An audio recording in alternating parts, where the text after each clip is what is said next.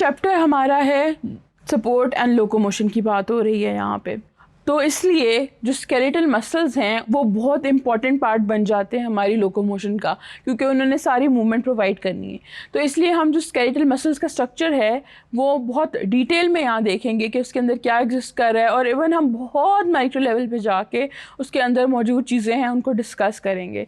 तो यहाँ पे हम देख लेते हैं कि हमारे स्केलेटल मसल्स जो हैं उनके मेजर स्ट्रक्चर्स क्या हैं। अब स्केलेटल मसल्स या हम उनको स्ट्राइएटेड मसल्स भी कहते हैं, इनके अंदर क्या होती हैं, alternate dark and light regions होती हैं जो कि हम माइक्रोस्कोप के अंदर देख सकते हैं। और वो डार्क और लाइट जो रीजन्स होती हैं वो ख़ास किस्म के बैंड्स होते हैं जिनकी वजह से एग्जिस्ट कर रही होती हैं, जो कि हम आगे और डिटेल में देखेंगे। अब they are composed of muscle fibres या muscle cells. Muscle cells basically मिलके मसल फाइबर्स बना रहे होते हैं, और मसल फाइबर्स जो हैं वो जब कंबाइन होते हैं तो वो मसल्स बनाते हैं। अब जो मसल फाइबर्स के बंडल्स हैं वो भी इनक्लोज हैं ख़ास किस्म की कवरिंग से। वो कवरिंग क्या है, वो कोलेजन फाइबर्स हैं या कनेक्टिव टिश्यूज़ हैं जिन्होंने उन फाइबर्स को इकट्ठा होल्ड किया हुआ है टू मेक मसल्स। तो इनमें जो मसल्स में जो स्ट्रक्चर में हिरार्की है वो सारे के सारे बंडल्स हैं। वो बंडल्स छोटे से बड़ा, बड़े से बड़ा, बड़े से बड़ा, और सारे मिलके फिर एक ओवरऑल मसल बना देते हैं। अब मसल्स के अंदर डिफरेंट तरह के जो स्ट्रक्चर्स हैं स्केलेटल मसल्स के साथ होते हैं और एग्जिस्ट कर रहे होते हैं। उसमें एक स्ट्रक्चर है हमारे पास टेंडन्स। अब टेंडन्स क्या है कि मसल के एंड पे ये स्ट्रक्चर होता है, और एंड पे क्या है, कोलेजन और कनेक्टिव टिश्यूज़ जो हैं ये मिलके टेंडन्स बनाते हैं। और टेंडन्स का काम ये है कि इन्होंने मसल को जो स्केलेटल एलिमेंट्स हैं यानी आपकी बोन्स हैं उनके साथ अटैच करना होता है या कार्टिलेज के साथ अटैच करना होता है।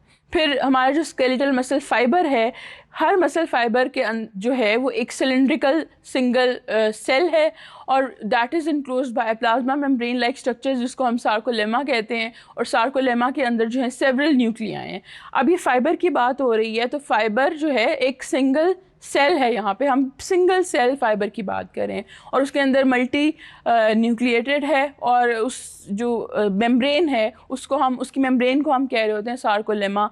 और वो ओवरऑल एक इलोंगेटेड सा स्ट्रक्चर है, और उस इलोंगेटेड स्ट्रक्चर के अंदर मल्टीपल न्यूक्लियस होते हैं। फिर एक नेक्स्ट स्ट्रक्चर आ जाता है ट्रांसवर्स टिब्यूल, या उसको टी टिब्यूल बोलते हैं।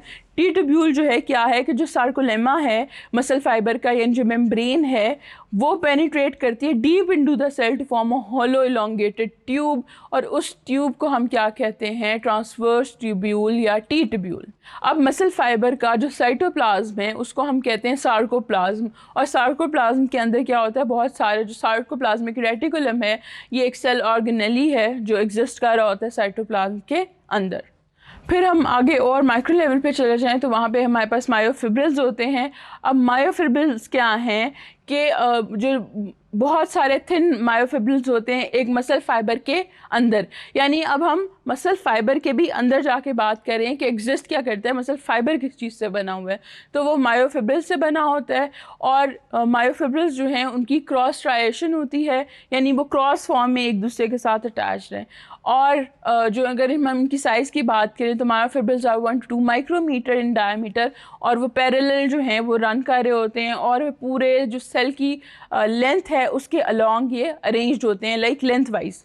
फिर जो हमारे पास मायोफिब्रिल्स है उसके पास दो तरह के फिलामेंट्स होते हैं। हमारे पास थिन मायोफिलामेंट्स होते हैं और थिक मायोफिलामेंट्स होते हैं, और इनके अरेंजमेंट जो है वो ख़ास इन्हीं दो बैंड्स का या थिक और थिन मायोफिलामेंट्स का जो अरेंजमेंट है वही पूरे एक मसल फाइबर को जो स्ट्राइएटेड अपीयरेंस है वो जो है वो प्रोवाइड कर रहा होता है। अब यहाँ पे ओवरऑल मसल की पूरी हिरार्की जो है वो एक्सप्लेन की गई हुई है कि कैसे एक पूरा मसल है। अगर हम उसको जूम करके देखें सेकंड स्टेप में तो एक मसल बंडल है। मसल बंडल के हम आगे लें, उसको फर्दर ट्रांसवर्स करें तो हमें मसल फाइबर मिल जाता है। फिर मसल फाइबर के भी अंदर हम चले जाएँ तो हमें मायोफिब्रिल्स मिल जाते हैं, और मायोफिब्रिल्स के अंदर भी हम जाएँ तो हमारे पास सार्कोमेयर है। सार्कोमेयर के अंदर फिर जी लाइन, एक्टिन, मायोसिन, ये डिफरेंट स्ट्रक्चर्स मौजूद हैं। अब हम यहाँ तक तो मेजर हमने पढ़ लिया है। अब हम नेक्स्ट सेक्शन में इन्हीं चीज़ों की जो फर्दर अरेंजमेंट है और फंक्शनिंग है उन पे फोकस कर रहे हों।